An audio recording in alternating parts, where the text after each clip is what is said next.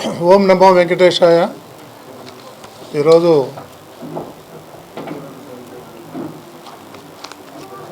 ఈ board meeting జరిగింది. అందులో కొన్ని విషయాలు చర్చకు వచ్చినాయి. అది మీతో షేర్ చేసుకుందామని ఈరోజు మిమ్మల్ని అందరినీ పిలిచాం. ముఖ్యంగా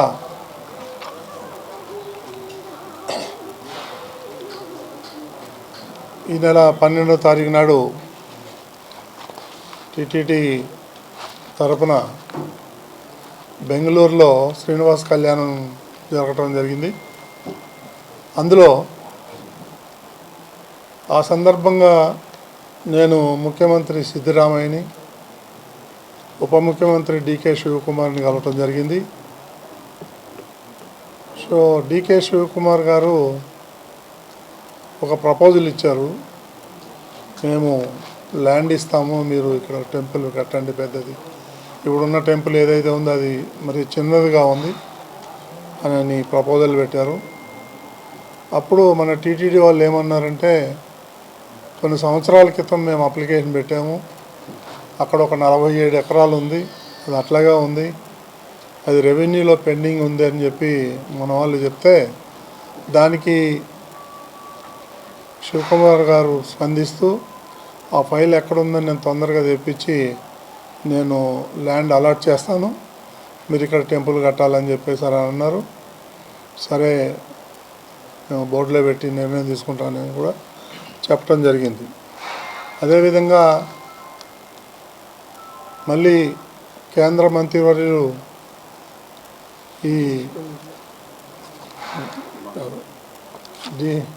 హెచ్డి కుమారస్వామి, ఆయన సెంట్రల్ మినిస్టర్, ఆయన కూడా కలిసాం మర్యాదపూర్వకంగా. ఆయన ఒక ప్రపోజల్ చెప్పారు.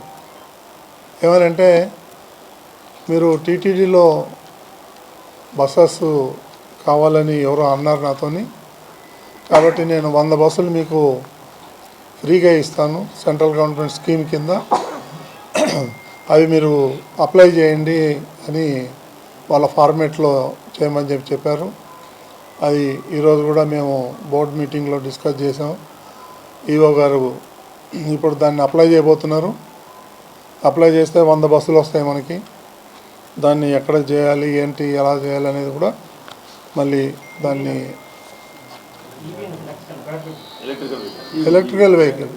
ఎలక్ట్రికల్ బస్సెస్ ఇప్పుడు మన దగ్గర 10 బస్సులు తిరుగుతున్నాయి పైన. అది కాకుండా కూడా ఇంకా కింది నుంచి పైకో, లేకపోతే బస్టాండ్ నుంచి శ్రీవారి మెట్టుకో ఏదో ప్లాన్ చేసుకోవాలి మనం. ఎక్కడైతే ఇప్పుడైతే ఆటో వాళ్ళు, ట్యాక్సీ వాళ్ళు, మీకు అందరికీ తెలిసి నిలువు దోపిడీ చేస్తున్నారు భక్తుల్ని. దాన్ని ఎంతవరకు మనం తగ్గించగలుగుతామో అంతవరకు మనం దాన్ని కూడా మనం తగ్గించాలనే ఉద్దేశంతో ఆయన చెప్పిన దాని వలన మనం అప్లికేషన్ పెడుతున్నాం. సో అదొక మంచి అడ్వాంటేజ్ అవుతుంది మనకి. సో అదేవిధంగా అక్కడ కొన్ని తెలుగు సంఘాలని కలిసాం.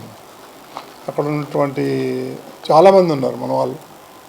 సో వాళ్ళందరూ కూడా చెప్పేది ఏకాగ్రంగా ఏంటంటే,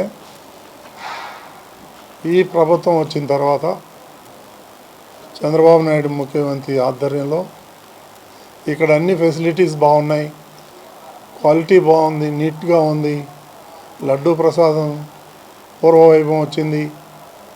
సో రకరకాలుగా అన్నప్రసాదం చాలా బాగుంది, బ్లాక్ మార్కెట్లో టికెట్ దొరకట్లేదు, ఇవన్నీ మనకన్నా ఎక్కువ వాళ్ళు నాతోని చిట్చాట్లో పంచుకున్నారు.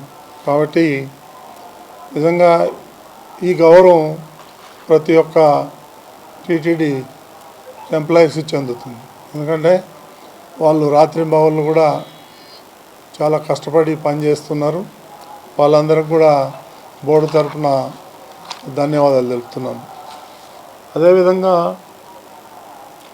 ఇప్పుడు ఈ సిఎస్ఐఆర్ అనేది ఒక గవర్నమెంట్ సంస్థ ఒకటి ఉంది, ల్యాబ్ సిఎస్ఐఆర్, సెంట్రల్ గవర్నమెంట్లో.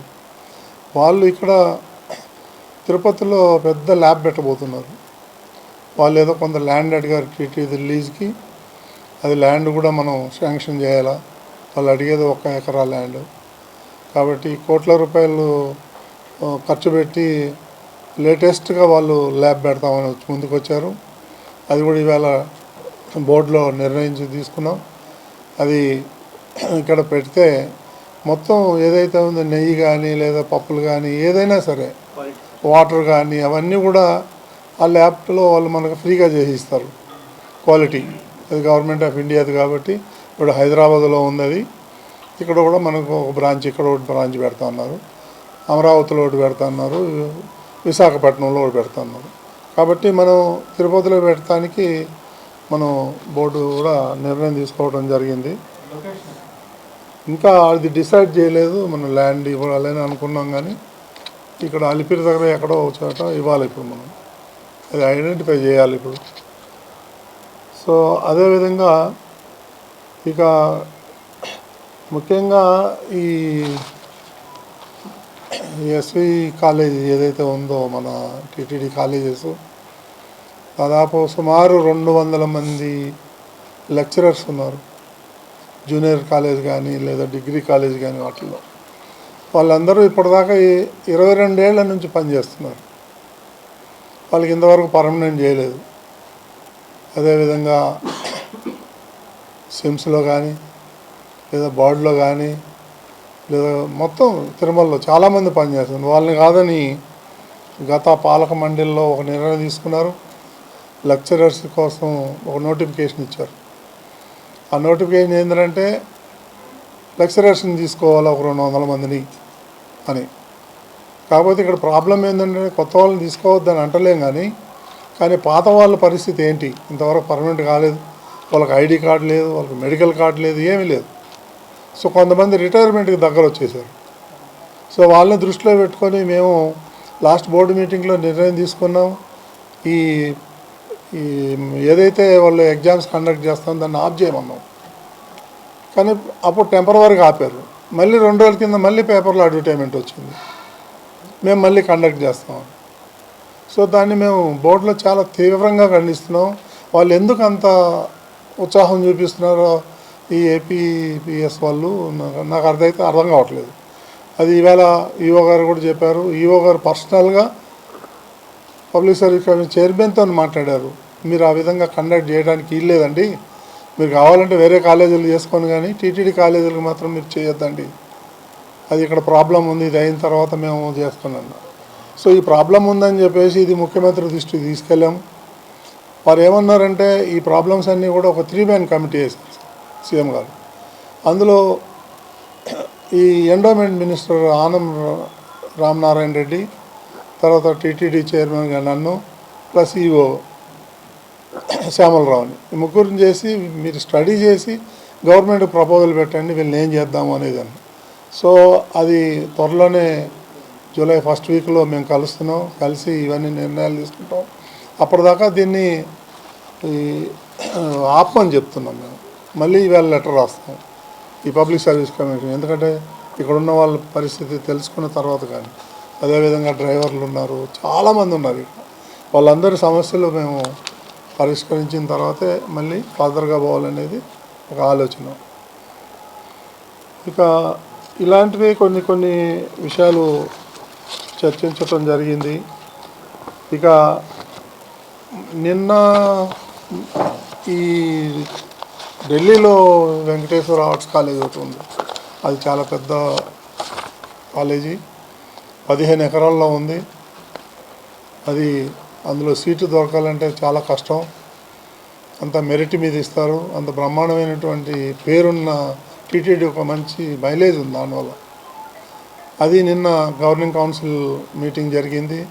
అందులో కూడా మేము నిర్ణయాలు తీసుకున్నాం. అది 50 ఏళ్ల కింద 1952లో స్టార్ట్ చేశారు ఆ కాలేజీని. సో 73 ఏళ్ళ పాత కాలేజ్ అది. అది అన్ని బిల్డింగ్లన్నీ శిథిలావస్థలో చేరినాయి. సో అవన్నీ కూడా ఇప్పుడు రెనోవేషన్ చేయాలి. ఇక అక్కడ కూడా చాలా సమస్యలు ఉన్నాయి. అవన్నీ కూడా ఈ కమిటీ ఆల్రెడీ ఉంది కాబట్టి దానికి కమిటీలో కూడా పెట్టి మళ్ళీ దాన్ని రిపేర్లు చేయటం లేదా కొత్త బిల్డింగ్ కట్టడంలో అవన్నీ కూడా నిర్ణయం చేసుకుని నిన్న మీటింగ్ అయింది. మళ్ళీ ఈరోజు ఈ బోర్డు మీటింగ్తో పాటు ఈ హెచ్డిపిపి హిందూ ధర్మ ప్రచార పరిషత్ ఏదైతే ఉందో దాన్ని కూడా మేము ఇవాళ అది కూడా కౌన్సిల్ మీటింగ్ అయింది. ఆ మీటింగ్లో కూడా కొన్ని నిర్ణయాలు తీసుకున్నాము. ఇది సమరస సేవా ఫౌండేషన్ అనే సహకారంతో అర్చక శిక్షణ కార్యక్రమాలు నిర్వహిద్దాం అనుకున్నాం. అర్చకులకు కూడా వాళ్ళకు కూడా శిక్షణ ఇవ్వాలనేటువంటిది ఈరోజు ఒక పాయింట్ వచ్చింది. దాన్ని కూడా మనం చేద్దాం అనుకుంటున్నాం.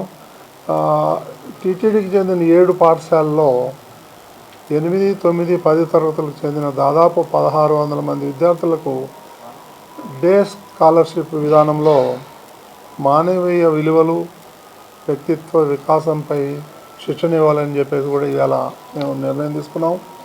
అదేవిధంగా టీటీడీ విద్యా సంస్థలోని విద్యార్థులకు సనాతన ధర్మం, తెలుగు సాంస్కృతిక వైభవంపై శిక్షణ ఇవ్వటానికి మన వారసత్వం అనే కార్యక్రమాన్ని కూడా ప్రారంభించాలని చెప్పేసి ఈ నిర్ణయం తీసుకున్నాం. ఇకపోతే వరలక్ష్మి వ్రతం పర్వదినాన సౌభాగ్యం పేరుతో తిరుచానూరు పద్మావతి అమ్మవారి ఆలయంలో ప్రత్యేక కార్యక్రమాలు నిర్వహిస్తాం.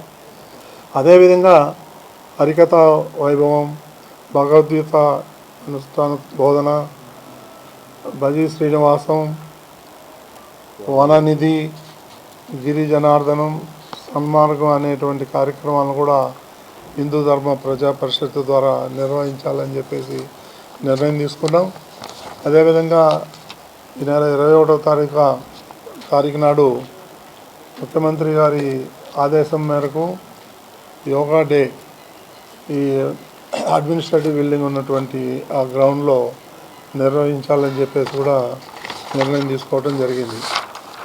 ఇకపోతే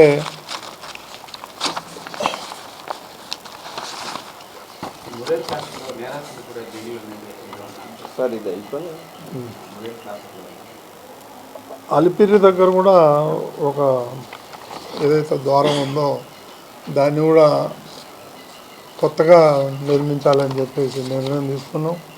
అక్కడ ఎగ్జిట్ కానీ లేకపోతే అవుట్ కానీ అది అంతా సౌకర్యంగా లేదు. సో అవన్నీ మార్చేసి కొత్త డిజైన్తో చేయాలని అనుకుంటున్నాం. సో ముఖ్యమైనటువంటి అంశాలు ఇవే ఈరోజు తీసుకున్న నిర్ణయాలు.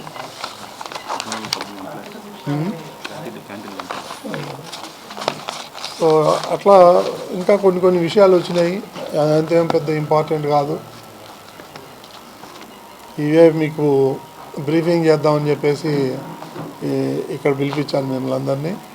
ఇక మీరు ఏదైనా డౌట్స్ ఉంటే మీరు అడగచ్చు.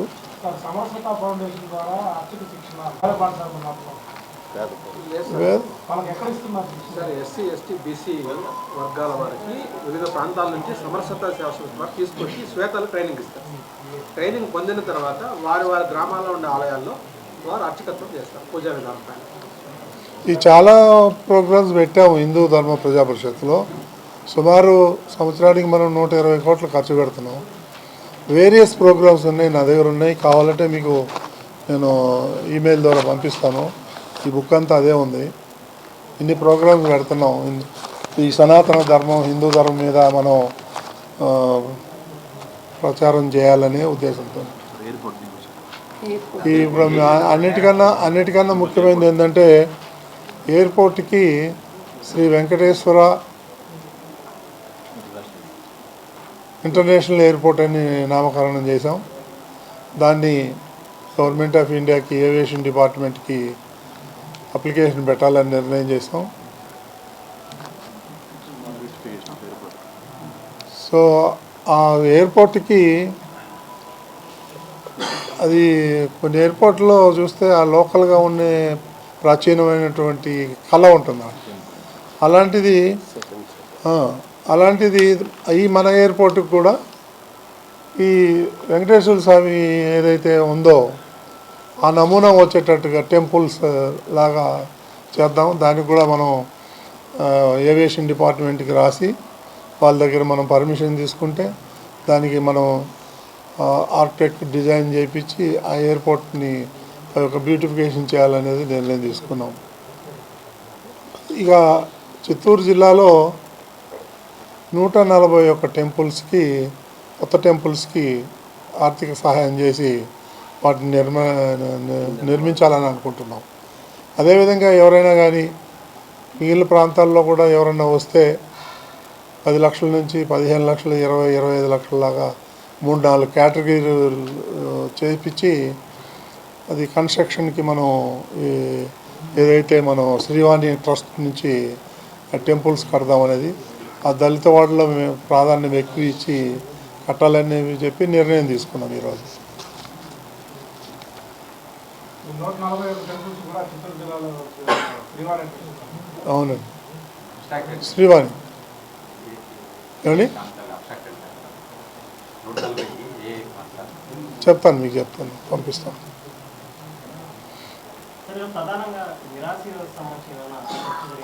అంటే మిరాసి అంటే బోర్డుకి మాకు అది ఐడియా లేదు. ఈ సుప్రీంకోర్టులో ఏదో కేసు ఉంది, జూలై 1వ తారీఖున వాయిదా ఉంది అని అంటే దాన్ని అసలు ఏంటి మిరాసి, ఏమైంది ఏంటంటే ఎప్పుడో 1920లో 1925లో అక్కడి నుంచి కూడా మన వాళ్ళు పవర్ ప్రజెంటేషన్ ఇచ్చారు. మిరాసి అంటే ఏంటనేది తెలియదు మనకి చాలామంది, మా బోర్డు మెంబర్లు కానీ ఒక ప్రజెంటేషన్ ఇచ్చారు. సో ఎట్లాగో అది సుప్రీంకోర్టులో ఉంది కాబట్టి అది కోర్టులో వెళ్ళిన తర్వాత నిర్ణయం తీసుకుందాము. ఇప్పుడు అయితే దాని మీద ఏం నిర్ణయం తీసుకోలేదు. ఇది 2019లో 100 బస్సులు ఇస్తామని చంద్రబాబు చెప్పింది. నన్ను వాళ్ళు మన బోర్డు కూడా అప్పుడు పెట్టి 100 బస్సులు తీసుకొస్తామని చెప్పారు. ఆ విషయం మాకు తెలీదు. ఇప్పుడైతే మాత్రం అదే ఆర్టీసీ ద్వారా స్టార్ట్ చేస్తామని చెప్పారు. ఆర్టీసీ కాకుండా ఇప్పుడు వేరే ప్రైవేట్ వాళ్ళు 30-40 బస్సులు పడుతుంది. చూద్దాం దాన్ని మనం ఆర్టీసీకి ఇద్దామా లేదా మనమే నడుపుదామా అనేది నిర్ణయం తీసుకుని ముందైతే బస్సులు రాని 100 బస్సులు ఫ్రీగా ఇస్తా అన్నారు గవర్నమెంట్. మనం తెలుసుకోవడంలో కొద్దిగా అనుకుంటున్నాం. ఇంకేమైనా ఉన్నాయండి? నెక్స్ట్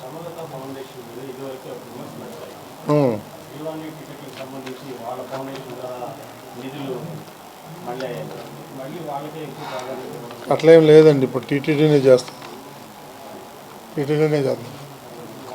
ముందు ఏదో అయిపోయింది అవన్నీ మాకు తెలియదు, ఏం జరిగింది అనేది కూడా మా దగ్గర సమాచారం లేదు. దాన్ని స్ట్రీమ్ లైన్ చేయాలి, ఏదైనా కానీ స్ట్రీమ్ లైన్ చేయాలి. గతంలో జరిగిపోయింది దాని మీద మనం టైం వేస్ట్ చేసే బదులు ఫర్దర్గా ఏం చేయాలి, దాన్ని ఎట్లా చేయాలి అనేది దాన్ని మేము కమిటీలు వేసుకొని పక్కాగా పకడ్బందీగా చేస్తాం. ఎలాంటి అవకతవకలు జరగవు. ఓకే అండి, థ్యాంక్ యూ ఆల్.